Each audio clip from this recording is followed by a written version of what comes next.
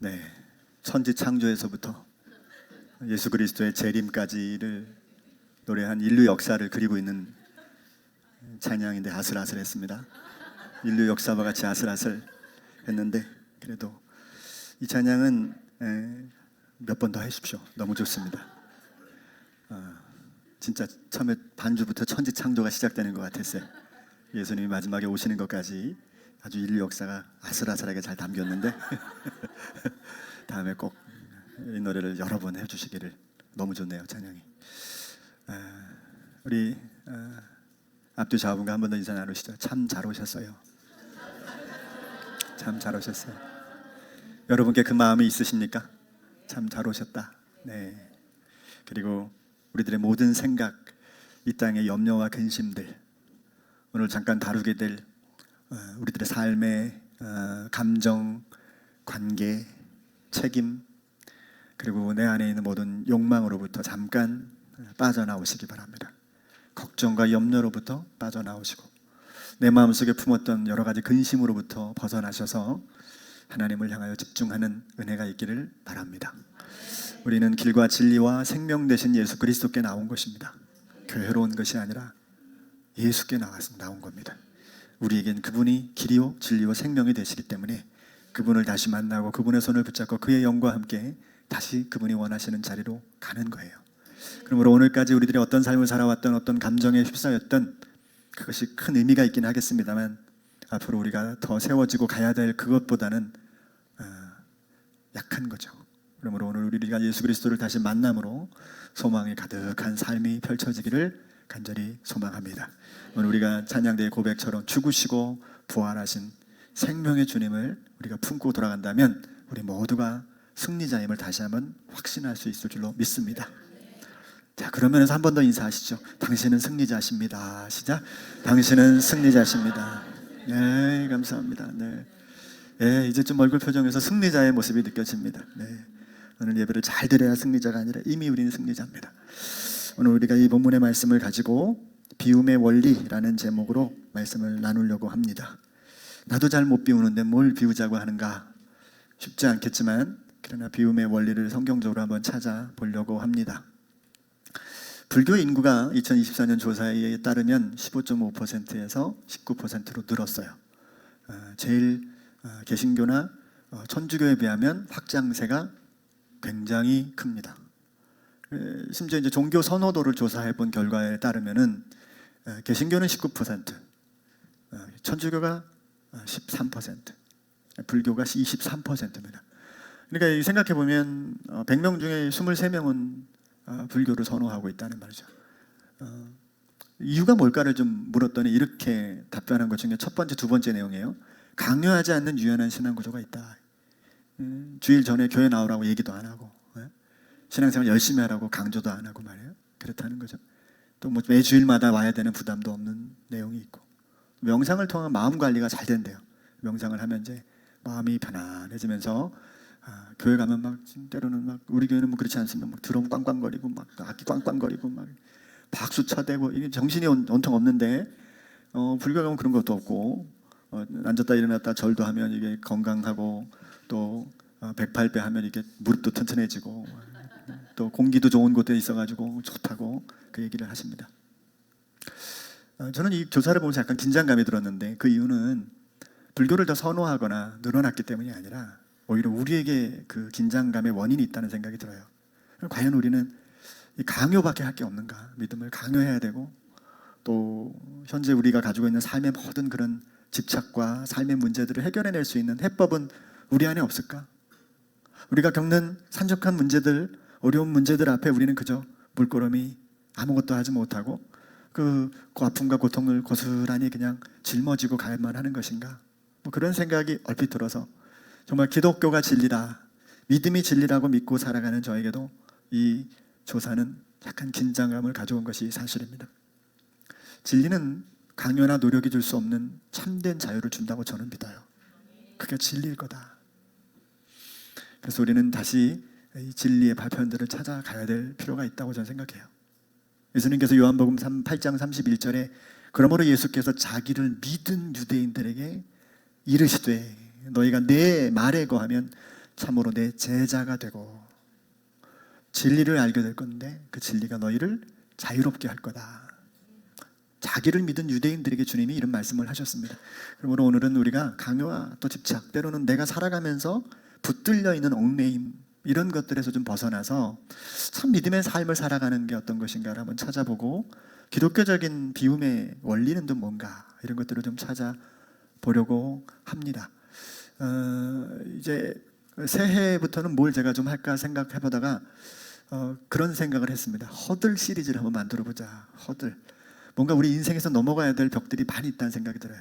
장애물들이 많이 있다. 그래서 새해는 좀 넘어가야 될 시리즈들을 좀 묶어서 같이 나눠보면 좋겠는데, 오늘은 그 이전에 우리가 좀 집착하고 붙들려져 있는 것들, 내 마음이 사로잡혀 있는 것들로부터 좀 자유롭게 되는 길을 한번 찾아보려고 합니다.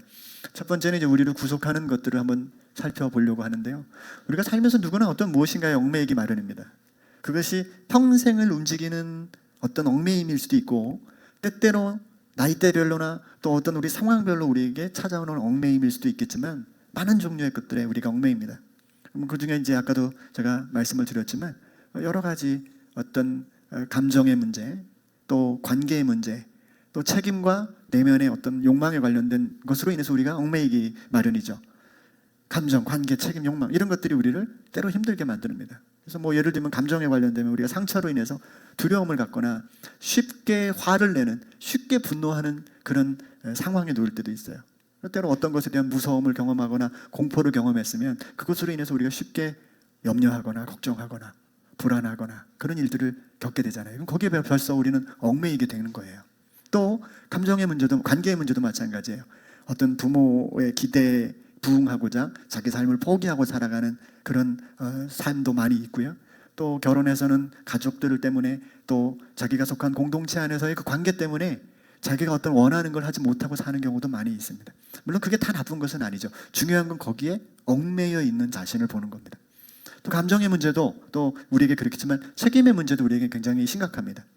우리는 각자가 다 책임을 가지고 있어요. 교회나 또 여러분 가정, 또 직장, 내게 속한 거기에서 우리는 그 많은 책임에 따른 의무감을 가지게 됩니다.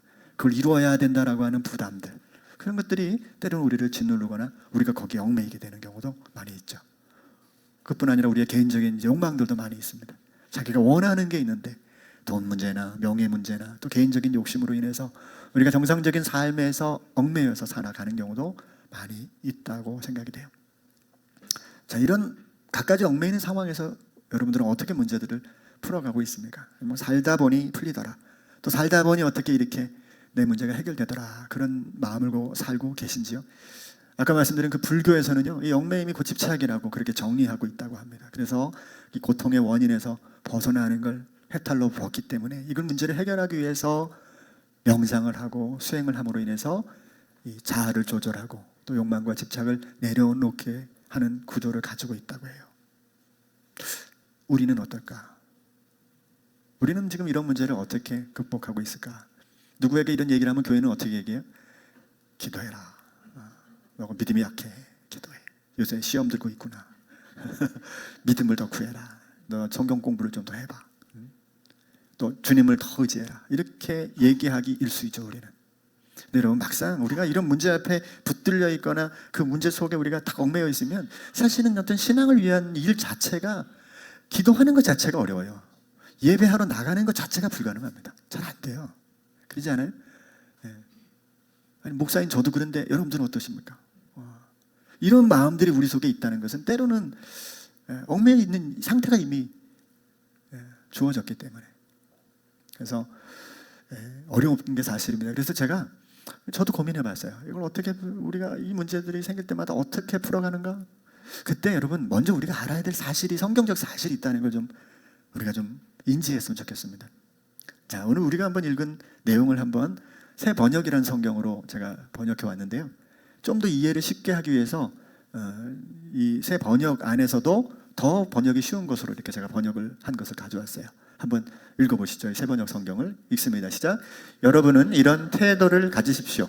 그것은 곧 그리스도 예수께서 보여주신 태도입니다. 그는 하나님의 모습을 지니셨으나 하나님과 동등함을 당연하게 생각하지 않으시고 오히려 자기를 비워서 종의 모습을 취하시고 사람과 같이 되셨습니다. 그는 사람의 모양으로 나타나셔서 자기를 낮추시고 죽기까지 순종하셨으니 그 십자가에 죽기까지 하셨습니다. 자, 이 말이 자기를 비워서라는 표현을 하셨는데, 이게 이제 비움이라는 말이 케노시스라는 헬라어예요. 근데 이게 예수님께서 자기를 내려놓으신, 신적 권위를 내려놓으신 것을 가지고 케노시스 이렇게 얘기해요. 비우셨다 이렇게 얘기합니다. 그런데요, 이 중요한 게 뭐냐면 성경에 이 비움, 케노시스라는 단어를 사람에게 적용한 용례가 없어요. 그러니까 이건 뭐다? 예수님이 자기를 내오신, 신적 권위를 내려놓으신 단어예요. 그러니까 사람이 자기를 비워서 이런 일을 한다라고 하는 표현을 우리가 생각할 수 없는 단어입니다. 그러니까 이 말은 뭐냐면 오히려 이렇게 바라보면 됩니다. 예수 그리스도께서 자기를 비워 신적 권위를 포기하시고 이 땅에 사람이 되심으로 우리에게 은혜를 주셨다는 사실을 보여주려는 거예요. 예수님 우리를 어떻게 구원하셨냐? 자기를 비우셨어요. 자기를 내어주셨어요. 그래서 우리를 구원하셨다는 거예요. 근데 아까 그 빌립보서 2장 5절에 해번역은 어떻게 표현하고 있냐면 너희 안에 이런 태도를 가지라고 얘기를 하잖아요. 우리 보통 우리 개역 개정은 이 마음을 품으라 그랬지만 이런 태도를 가져라 이렇게 표현해요. 그러니까 예수 그리스도의 태도를 우리에게 교훈하는 것도 사실이지만, 그러나 중요한 건 뭐냐면 얽매임이나 집착으로부터 우리가 자유하게 되는 것은 우리 기독교적 관점입니다. 아, 내가 이거 안 붙들이지 말아야지, 이거 얽매이지 말아야지, 이렇게 마음에 결심하거나 명상하거나 그걸 위해서 기도하고 노력하라고 하는 게 아니라, 그거보다 먼저 우리를 위해서 자기를 비워내시고 자기를 희생하신 주님을 바라보라는 거예요. 그러니까 기독교적인 개념은 비우는 개념이 아니라 사실은 채우는 개념이죠. 그래서 우리가 묵상한다는 말 쓰잖아요. 묵상. 그런 말 여러분 들어보셨어요? 들어보셨어야 묵상을 좀 하시는 거예요. 그죠? 네. 이 묵상이라는 말은 여러분 어떻게 이해를 하고 계세요? 제가 여러 번 좀 말씀을 드렸는데, 명상의 개념은 오히려 속에 있는 것들을 비워내는 거죠. 다 버리는 거예요. 생각 속에서 자기를, 이제 그분들의 얘기를 들으니까 요만한 구멍을 하나 생성을 하래요. 그리고 거기에 내가 머릿속에 들어오는 생각을 다 거기로 던져 넣는다는 거예요. 네? 뭐 이런 생각이 들어오면 그걸 의도적으로 그 구멍에 다 집어넣는 거예요. 다 비우는 거지. 근데 기독교적인 묵상은 비우는 게 아니라 채우는 거예요. 하나님의 말씀을 자꾸 채우는 겁니다. 내 영혼아, 내가 어찌하여 낭망하며 내 속에서 불안하여 하는고, 너는 너의 하나님을 바라봐라. 그럼 보세요. 누가 누구에게 지금 얘기하고 있는 거예요? 내가 내게 얘기하는데, 정확히 얘기하면 하나님의 말씀을 나한테 불어넣는 거죠. 내가 어찌하여 낭망하고, 내가 어찌하여 불안하고, 내가 어찌하여 좌절하는고, 너는 하나님을 바라라. 하나님을 바라보라. 그러면서 우리 자신들에게 하나님의 말씀을 자꾸 먹이면 이것이 나의 생각이 되고 나의 마음속에 그 말씀이 나를 이끌어가는 힘이 되는 것이죠. 동시에 그 마음과 태도가 우리에게 필요한데요, 우리의 구원은 우리의 내부에서 일어나는 게 아니거든요. 열심히 믿어서 열심히 내가 주님을 섬겼더니 내 안에 구원이 싹 트는 게 아니에요. 구원은 외부에서 일어난 거예요. 하나님과 예수님 사이에 일어난 계약 속에서 이루어진 겁니다. 이해가 되시죠, 이 말이? 이건 하나님의 선물이고 우린 단지 믿음으로 하나님이 우리에게 구원을 주신 걸 인지하는 거예요. 아침에 일어났더니 양말 속에 선물이 들어있는 거예요. 그걸 선물이네? 이렇게 보는 게 믿음의 눈으로 보는 것뿐이지, 내가 원하든 원치 않든 이미 누군가로부터 선물이 내게 주어진 건 거예요. 이게 기독교예요. 우리는 감정과 관계, 책임과 욕망이 이 죄로 인해서 이 집착이라는 방식이 된 사람들이잖아요. 원래는 그 관계나 내게 주어진 책임이 우리를 짐지워지게 만든 게 아니에요. 그것이 우리에게 주어진 삶의 방식인 거예요. 그런데 우리의 연약함이, 우리 안에 있는 죄성이 우리로 하여금 그것에 붙들리게 만들어서 그게 나를 얽어매고 그걸 죄짓기까지 만드는 자리까지 나를 인도해 가는 거죠. 주님은 이런 얽매임에서 저와 여러분들을 구원해 내셨습니다. 어떻게 해요? 자신을 비우셨습니다. 자신을 인간되게 하시고 자신이 사람이 되어서 우리 가운데 오셨어요. 요한복음 8장 32절부터 한 번 더 읽겠습니다. 시작. 진리를 알지니 진리가 너희를 자유롭게 하리라. 그들이 대답하되 우리가 아브라함의 자손이라 남의 종이 된 적이 없거늘 어찌하여 우리가 자유롭게 되리라 하느냐. 우리가 얽매인 적이 없는데 왜 우리 보고 얽매였다고 얘기합니까? 왜 우리를 그 얽매임에서 자유롭게 해야 된다고 얘기합니까? 그러니까 예수님 말씀하세요. 계속이요. 예수께서 대답하시되 진실로 진실로 너희에게 이르노니 죄를 범하는 자마다 죄의 종이라. 사실 우리가 생각할 때 감정이나 관계나 책임이나 욕망 이런 것에 사실 붙들리는 것 같지만 그것이 아니라 그 속에 있는 죄성이 우리를 얼거매게 하는 원인이라는 거예요. 속는 거예요, 사실은 따지고 보면. 얼마 전에요, 어떤 영상을 보니까 이제 무속인들이 몇 분이 모여가지고 이제 자기들끼리 이제 그 토론 형식이 아닌 간증 집회를 하더라고요. 예. 이렇게 영상이 있더라고요. 간증 집회인데 어떤 사람이 이제 갑자기 쓰러져서 일어나지 못하는 상황을 가지고 급사를 맞았군. 그리고 다 고개를 끄덕여요. 급사를 어떻게 맞았냐면 어디 장례식에 갔다가 그 장례식에 돌아가신 분이 귀신이 되어서 이분에게 더 씌워져가지고 급살이 됐다. 그래가지고 이제 급사를 피하기 위한 굿을 하고 그 굿을 하는 마지막 날에 깨어난 거예요. 그래가지고 진실로 진실로 살아났다. 막 이러면서 막 다들 곡도 공감도 막 하고 이게 가만히 있어봐. 그쪽 세계 안에서 일어나는 간증 집회가 나름 은혜가 되는 거예요. 근데 만약에 거기에 실제로 진짜 누군가가 가족 중에 쓰러졌는데 구술을 하고 하고 마지막 날 그분이 깨어나 버렸어 봐요. 여러분 믿음이 생길 것 같지 않습니까? 여러분 생각해 보면, 근데 가만히 그 세계를 가만히 돌아보면 사실은 실제와 같지 않지만 굉장히 성경에서 말하는 부분도 그 안에 포함됩니다. 귀신이 들린 사람들이 성경에 많이 등장하잖아요. 그들은 정상적인 삶을 살지 못합니다. 얽매이게 되고 집을 벗어나서 벌거벗고 살게 되고 무덤가에서 살게 되는 모습을 우리가 보잖아요. 그러니까 얼마든지 이럴 수 있죠. 그러나 본질은, 그 안에 진짜 본질은 다른 거라요. 정말 사단의 권세, 하나님을 대적하고 대항하는 귀신의 권세들이 있다라고 하는 것에 본질이 있는 거 아니에요? 마찬가지로 여러분, 우리가 이 땅에 살면서 여러 가지 나를 얽매이는 것들의 현실적인 문제를 생각하지만 그걸 파고 들어가 보면 결국 그 안에 죄가 도사리고 있다는 거예요. 죄가. 이게 우리들을 얽매이게 만드는 가장 큰 원인이라는 거예요. 요한복음 8장 35절 읽습니다. 시작. 종은 영원히 집에 거하지 못하되 아들은 영원히 거하나니 그러므로 아들이 너희를 자유롭게 하면 너희가 참으로 자유로우리라. 여러분 보세요. 죄를 범하는 자마다 죄의 종에서부터 주님이 오셔서 우리를 해방시켜 주신다는 거예요. 하나님의 아들만이 그 죄로부터 우리를 해방시킴으로 인해서 우리를 진정한 자유를 얻게 만들어 주신다는 거죠. 일련의 기독교에서는 지금도 구원을 어떤 노력에 자꾸 연결시켜요. 자꾸 공로에 연결시켜요. 근데 그건 진짜 기독교가 아니죠. 여러분, 구원은 하나님으로부터 오는 놀라운 선물입니다. 신앙은 우리 업적이 아니에요. 노력이 아니에요. 성부 하나님의 역사고 성령의 은사입니다. 그분이 하시는 거예요. 그리고 주께서 그 우리의 모든 자랑을, 세상적인 모든 자랑을 완벽하게 청산하시고 우리를 소유 삼으셔서 당신의 자녀로 삼아 주시는 거예요. 그걸 어느 순간에 우리가 믿음을 통해서 깨닫는 겁니다. 그게 구원이고 그게 우리가 갖는 믿음이라는 거죠. 자, 이 전제를 두고 우리가 기독교적 원리의 비움을 한번 생각해 보려고 합니다. 세 가지로 나눠볼랬는데요. 실제적인 예는 아닐 겁니다만은 그런 원리를 한번 생각해 보자는 거예요. 자, 첫째는 아까도 말씀드렸지만 예수님께서 이 비움이라고 하는 대전제 속에서 먼저 자신이 우리 가운데 하늘 권세를 포기하시고 우리 가운데 오셔서 친히 우리의 구원을 이루셨다는 거예요. 예수님으로 인해서 우리는 하나님을 알게 됐어요. 그리고 하나님의 영을 얻었어요.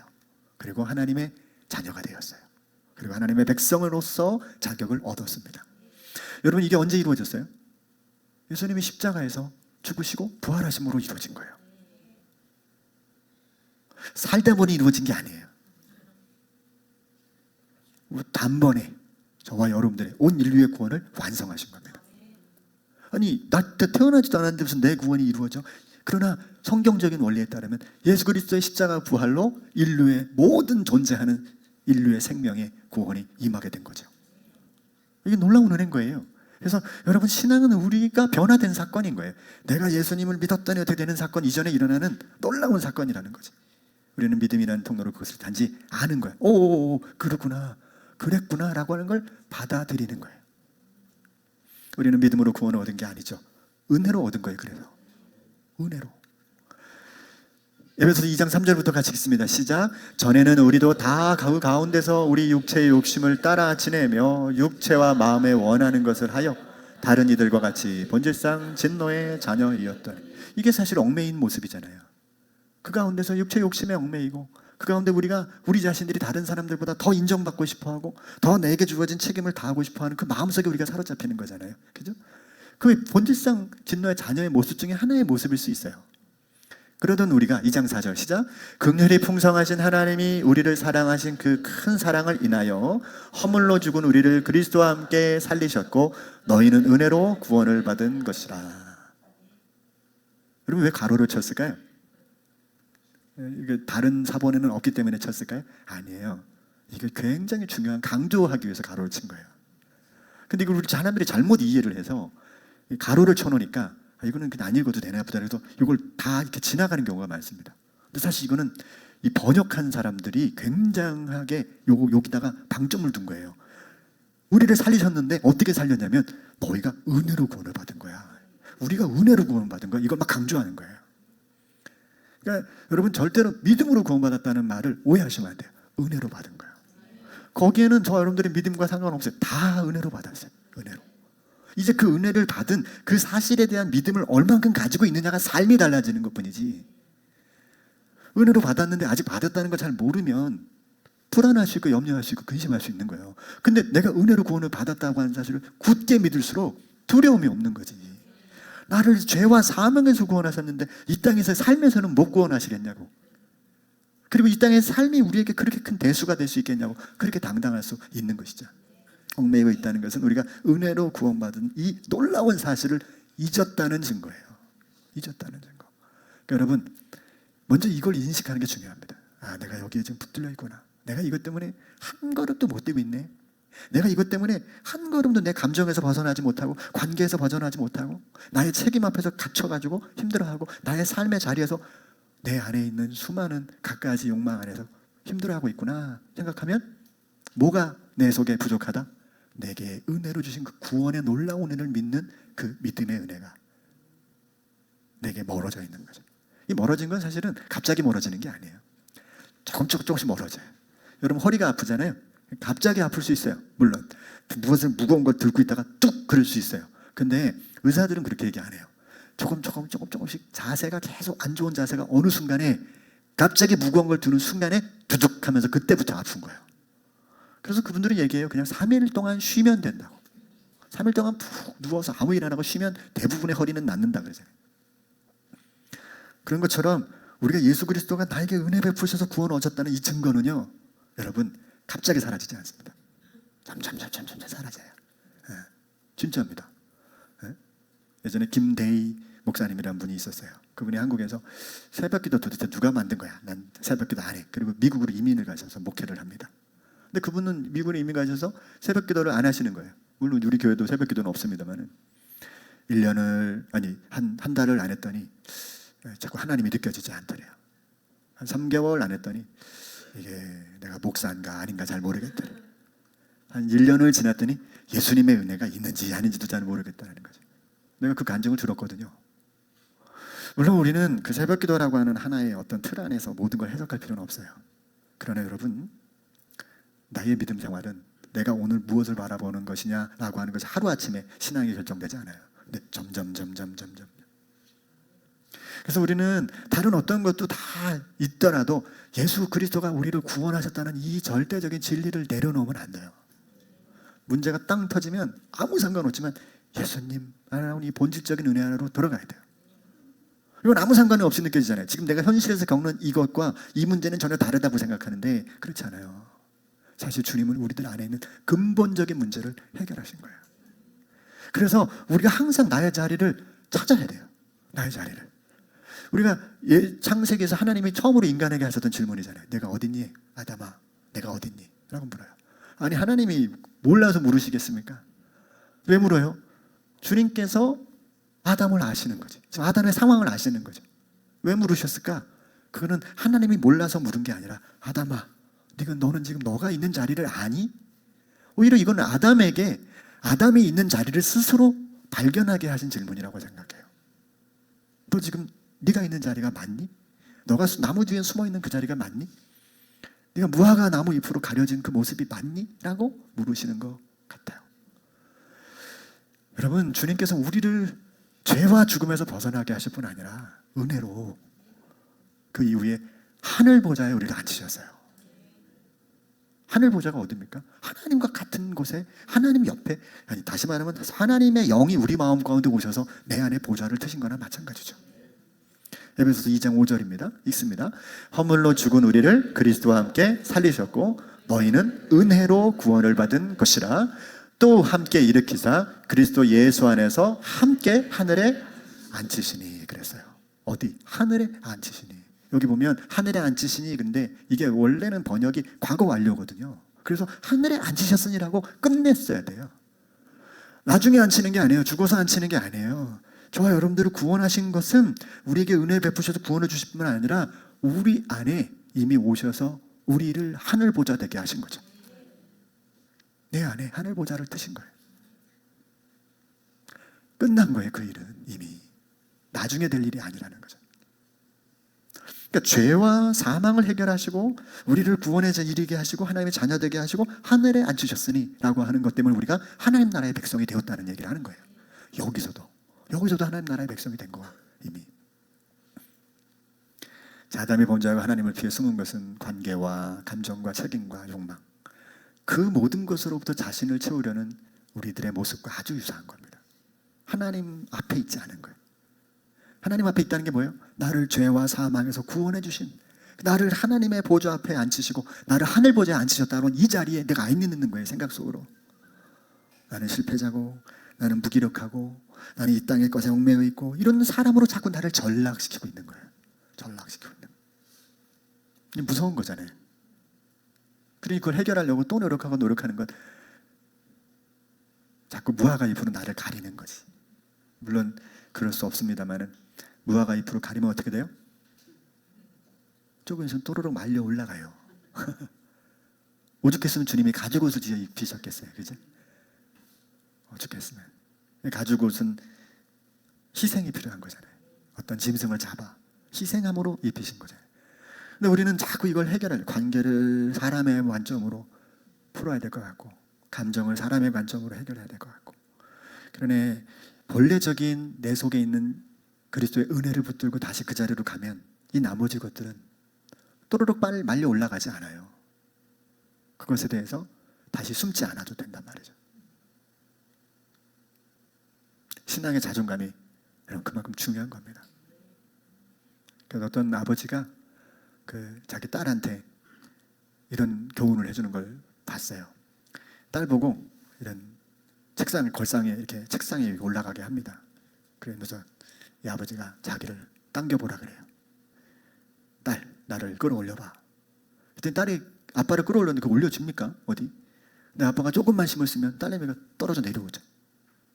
딸내미에게 그런 교훈을 줍니다. 세상에 너를 끌어내리는 건 이렇게 쉽단다. 너가 그것을 끌어올리는 건 어렵지. 세상은 너를 그렇게 쉽게 끌어내린단다. 그렇게 가르쳐주더라는 거죠. 그래요, 여러분. 수많은 것들이 저 여러분들을 하나님의 자녀된 자리에서 쉽게 끌어내요. 내 현실에서 겪는 아픔으로부터 금방 그걸 겪게 되면 금방 내가 정말 하나님의 자녀인가? 난 구원을 받을 수 있나? 난 하나님의 나라의 백성인가? 천국은 과연 있는가? 계속 이렇게 묻게 돼요. 사탄은 우리를 얽어매어서 날마다 끌어내립니다. 예수님도 맨날 그때 와가지고 3번이나 시험했던 이 녀석이 우리들을 안 하겠습니까? 우리는 최선을 다할 필요는 있지만 얽매일 의무는 없어요. 하나님을 피한 아담과 하와의 숨기 전과 숨은 후의 다른 점은 뭘까요? 그건 죄와 사망인 거죠. 하나님과 분리되는 사망. 주님은 이 문제를 해결하기 위해서 이 땅에 오셔서 자신을 비우심으로 우리를 그 자리에 세우셨습니다. 이 사실을 늘 마음속에 두세요. 그래야 주일날 부르는 모든 찬양이 의미가 생겨요. 이거 없으면 찬양의 의미가 별로 없어요. 근데 그게 마음속에 있잖아요. 왜 그 찬양이 그 한 구절 한 구절이 내 얘기 같고 내 마음 같고. 로마서 5장 12절부터 한번 읽어볼까요?